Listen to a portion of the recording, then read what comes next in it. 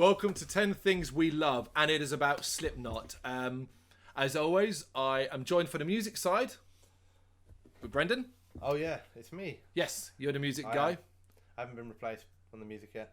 No, you're the music guy. We've the music guy. The music guy. Yeah. And we're doing 10 Things We Love about Slipknot.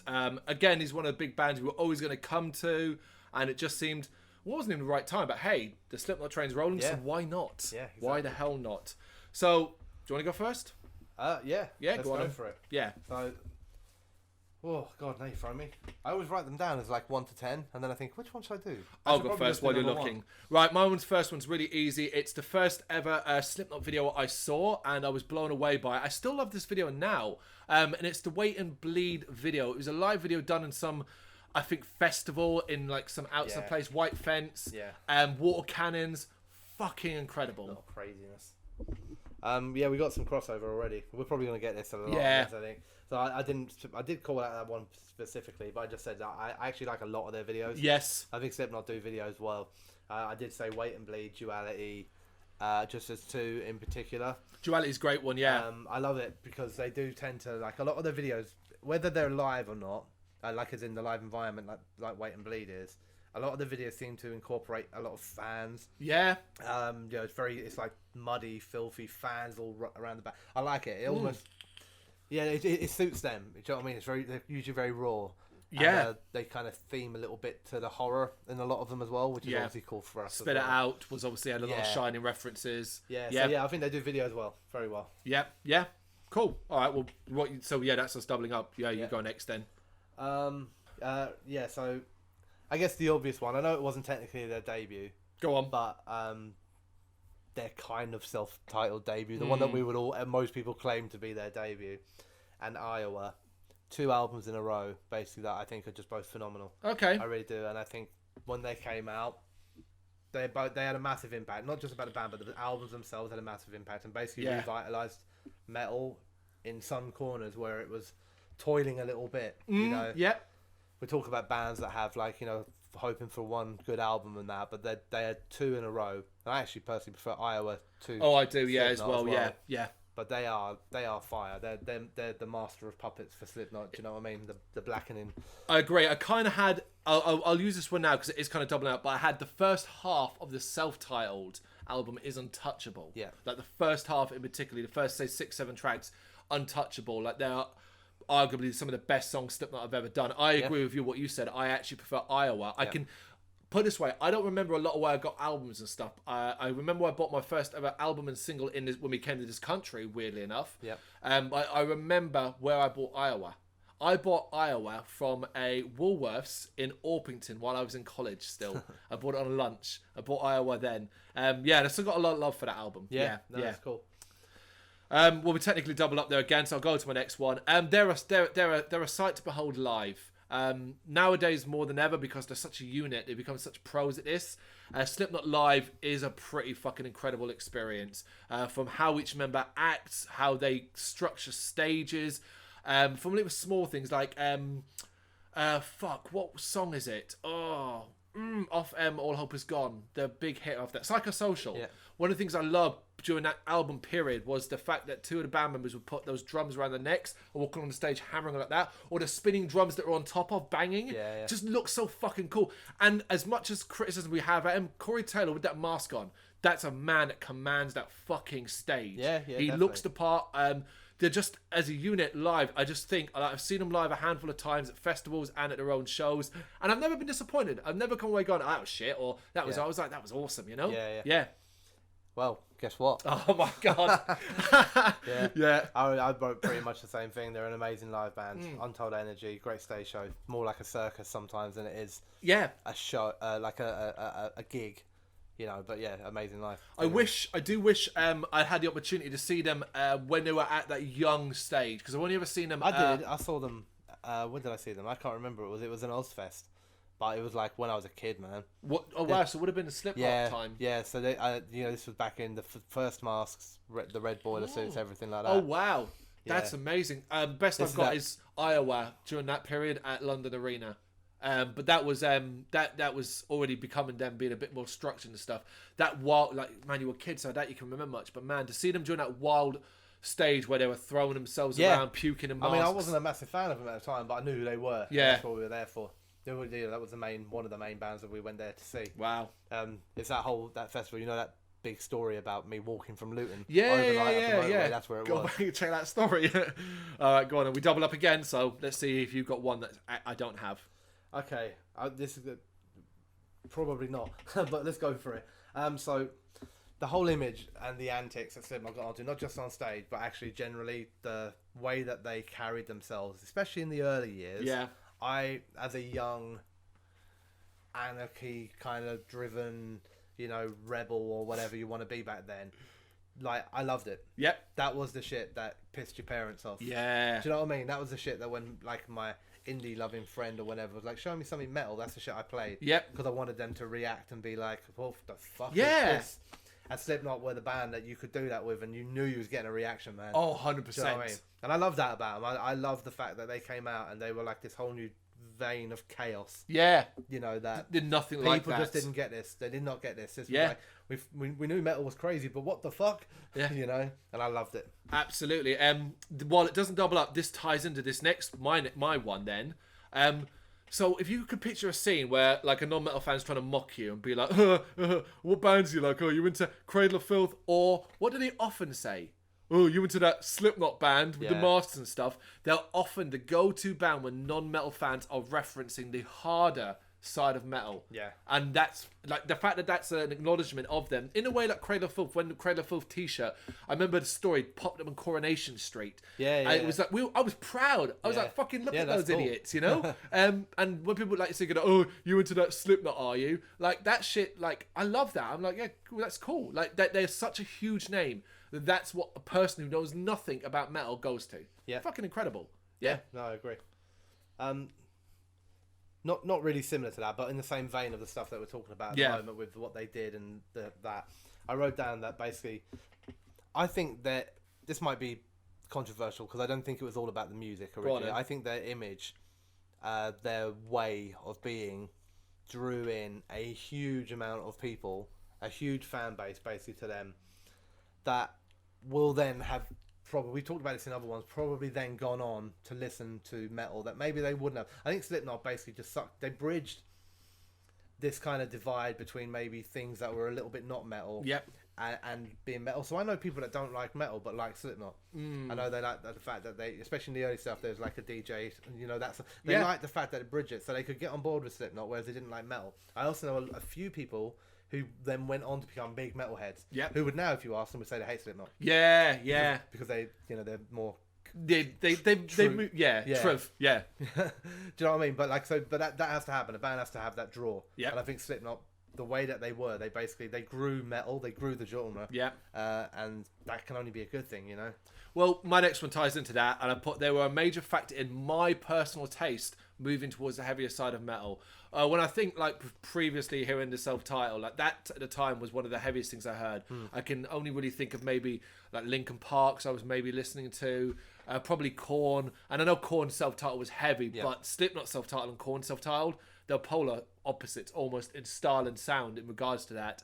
But I do credit that Slipknot self-titled got a lot of fucking plays on my part. Yeah, and again, I mean, this is slightly similar to the one I said previously, but I just want actually just because you touched on Korn, I guess more than anything else. But out of what nu metal was, which was thousands of bands, most of which were average, with a few little kind of gems in the mix. Slipknot were probably the best of it. Yeah, but also the one that then lasted. I think they divided. The gap between the fans of nu metal and the purists, Slipknot bridged that. You know what I mean?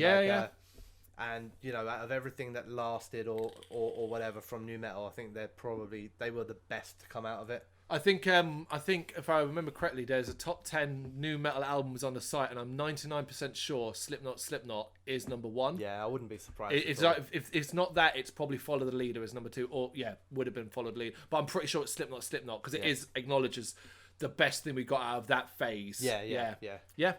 Okay. We're not going to double up because this next one is it's more about modern Slipknot, and I do admire and love that modern Slipknot aren't trying to be the Slipknot of old.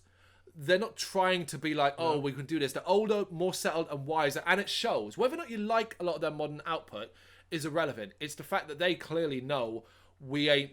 Yeah. We're 40s. We're fathers. We can't quite do that, and they've adapted well enough to that. I think, like this, we talked about it already. The fact that what went from just wild chaos on stage to a more structured circus-like thing, you know? Yeah. And this isn't a double up, but we're similar-ish in certain points on it. So I kind of wrote basically kudos for staying true, because while many other bands over the length of time that Slipknot have existed, and I purposely wrote in, went off and had a dubstep phase. But you know what I mean? Like, but they've just lasted for a long time, so they've gone off to do other things. I think I agree with you completely that they've adapted, but Slipknot are still very much Slipknot. Yes, they've calmed a bit. Maybe their writing's matured a bit and all that, but they've always been a metal band. All the way through that, you know, they've never diverted off for a while and come back. They did that in their side projects. That's what they did. Slipknot has always been a metal band, and I think always will be. I don't think there's ever a worry for me that a Slipknot album's going to come out where they've decided to drop the guitars and just go with Sid DJing, you know, with Corey rapping. No, I 100% agree. You're right. In fact, you're right. You say that already. It's like this new album, ignoring the fact we've had a single, there's no thought in your head it's like this is going to be anything but a Slipknot aggressive album. I think that's, and it could have more dependable fucking fire than ever before, considering they've always been, particularly Corey's always been quite outspoken politically and stuff like that. And think about the last couple of years in the world, you know. So it could have some real it could do burn, you know. But it's like, it's, you know, we like bands that experiment, but to a degree. But we want you to stay within the genre, within metal. You know? And it's when bands go a bit too far outside of it that we struggle, because that's why we're metal fans. You know, and whether I love or hate Slipknot, it doesn't really matter. The reality of it is I can appreciate the fact that they are a metal band, have always been a metal band, and will always be a metal band. I have no doubts about that in my mind, that I will never get anything from Slipknot other than metal. Whether I like the songs or not, it will always be Slipknot are metal. Agreed. Great one. Well, my next one is the stories. Now, you can read incredible amount of stories about Slipknot, that some of them aren't great and all that, but Jesus Christ, this is a band that has stories. I'm just going to give an example for some. From Corey overdosing at age 15 to Clown huffing on the decaying remains of a dead crow before a show, to the DJ breaking his ankles in a stage dive. The early years of Slipknot, fucking hell, they lived lives. I've read some of these as well. Was, signing a heart. Not that he chose to, but a fan thrusting a heart in front of him, a pig's heart, getting him to sign it. Somebody dug in a state where there were less strict laws on grave robbing. Somebody brought a decaying femur and asked the band to sign it, but on that one he was like, "No, fuck off." He was too much. Do you know what I mean? I literally just dug it up from a grave and was like, "Can you sign this?" Whose is it? Don't know. Got it from over there. They just don't want fucking fingerprints and that what shit. The fuck? That's amazing. Yeah, so you know, it's mad. There is some mad stuff. That's what, you know, we were saying. Like, even in the previous ones we've just done here, like they lived it. Do you know what I mean? They weren't just they weren't just a theatrical chaos on show. Take our mouse off, go home, have a cup of tea. At least for a period of time, like what you saw on stage was almost what they were. 100%, absolutely. It just allowed them to live it out with a mask on. It's fucking great. What one will I go for? Okay, so I have a couple that are Corey specific. Oh, really? In the love? So, Wow. So the first one is that Corey, despite the fact that he annoys me sometimes, he has an amazing voice. He actually is a bloody good singer, man. At the softer stuff, the heavy stuff, he does it all in between. Frontman, vocalist, like, he's up there with the best. Yes. You're 100% right. Can't argue with that. Yeah. All right. They spoke for an entire generation. Youth that had no direction, stuck in some dead-end job in some dead-end town. It's no secret they come from Iowa. It's no secret that Iowa is, or was seen as a dead-end town. A bit of a nothing place. And so on. And these 9 lunatics came from this place and became this great behemoth, this machine of metal and rock. And I think, particularly when they were starting off as well, like, if you were a youth in America more than else with, like, no real future, man, oh man, must you have been inspired? Yeah. Must you have been inspired by this lot? You know, because let's be honest, early Slipknot as well. While we know they were talented, looking at them and initially, if you didn't know much about it, you must have thought they ain't got no fucking talent. There's no. I remember thinking at the time, does it take 9 of them to play in a band? And now, no, it does take 9 of them to play in that band, and there's reasons why. But at the time, I'm being like, 9 of them? And like, you're just like, that guy's just rolling around on the stage. He's not there for that. I could do that. You know, I realised I fucking couldn't because that's clown. Part of the performance, Yeah. isn't it? That's the thing. Yeah. It's all part of the performance. And, I just think they probably gave so many people, not just inspiring to make music themselves, but just like, if their life was going nowhere, they were like 17, 18, and just stuck doing fucking checkout. It's why most people like hook onto a band, do you know what I mean? And yeah, they were definitely like probably the face of a generation, man. Yeah. And the sound of a generation. Yeah. So my other... No, I'll do the more serious one first. Go.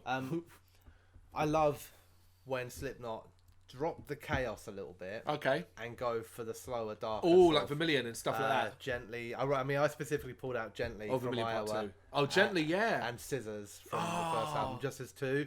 But there are quite a few. But when they just drop it down to those low tone, that stuff, I mean, that shit's heavy, man. Yeah.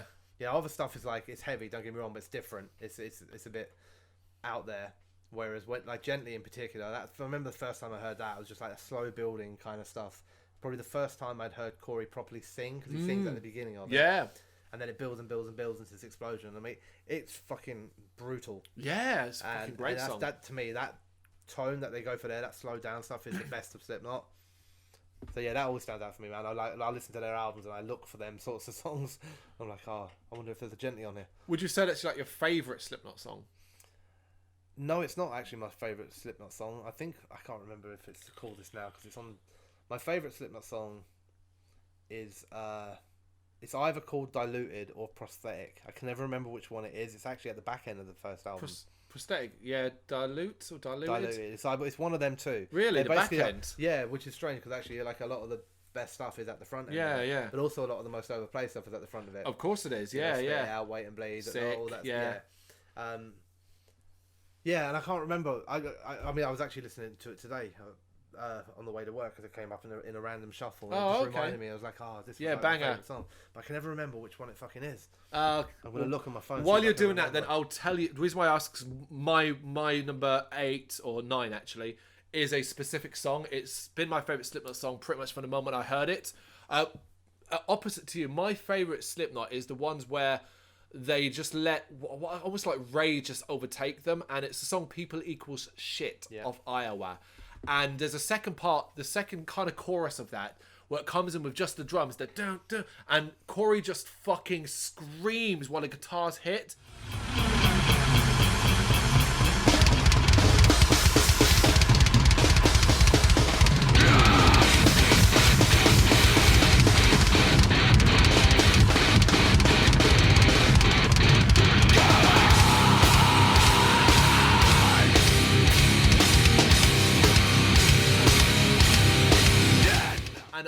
I still get goosebumps even talking about that. I'm like, that fucking song it's the nastiest, most just like, wow. I mean, lyrically and the title and what it's about and stuff like that, but that's such a heavy song. I love that song. Yeah. And I now remember it was Diluted. Excellent. It was Diluted. Yeah. All right, I've got one more. So have I. Go. Okay.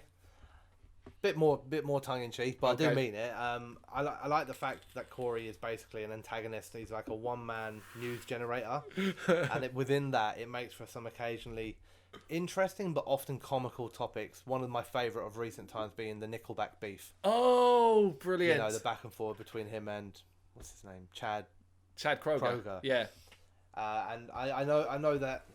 In theory, those things can be annoying, but actually, you know, these are the news articles that make shit interesting sometimes. Yeah. And what, you know, Corey's having I think he's had a beef with Justin Bieber. And he had a beef with like Jonathan everyone. Davis. I'm pretty sure himself. And then more recently, it's more for Stone Sour, but it is Corey and, you know, Slipknot specific. But yeah.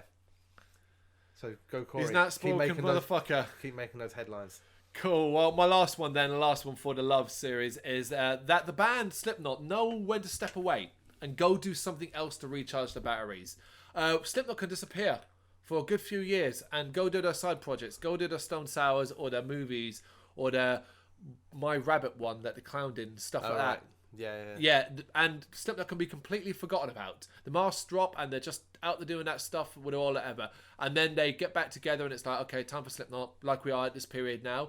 And it seems to recharge the batteries. It's cool. Don't get me wrong, they're in a position to do that because they are Slipknot, whereas if you're now trying to make it, you can't really do that. But it's good that they do this, because a new Slipknot album every 2 years would be a problem. A new Slipknot album every 4, cool, you know? Maybe. Maybe. I mean, I agree with you. What you're saying, it's cool that like they are able to slip back into it just like that. Yeah, you know what I mean? Like it's like a second part of their life. They can just go from what they're doing and then go, right, we're ready for Slipknot again. Yeah, that's kind of cool. It's like a releasing the beast for a period. You basically, Imagine that first time after you haven't been around each other as Slipknot in say a year, that you go into that studio and go, all right, what we got for the Masked Lunatics. And that first couple of weeks must be really exciting, but also really fucking hard. You know? Probably. It'd be interesting when we get to the hate ones on these as well. I suspect, I was about to say... there might be some criticism on what I said on the love sort of thing that come up in the hate. There will be some contradictions, there will be some disputes, and regards to that, I know will be some doubling up for sure on this one. But yes, that's 10 things we love about Slipknot. As we just said, there's going to be 10 things we hate, so make sure you check that out. Check it out.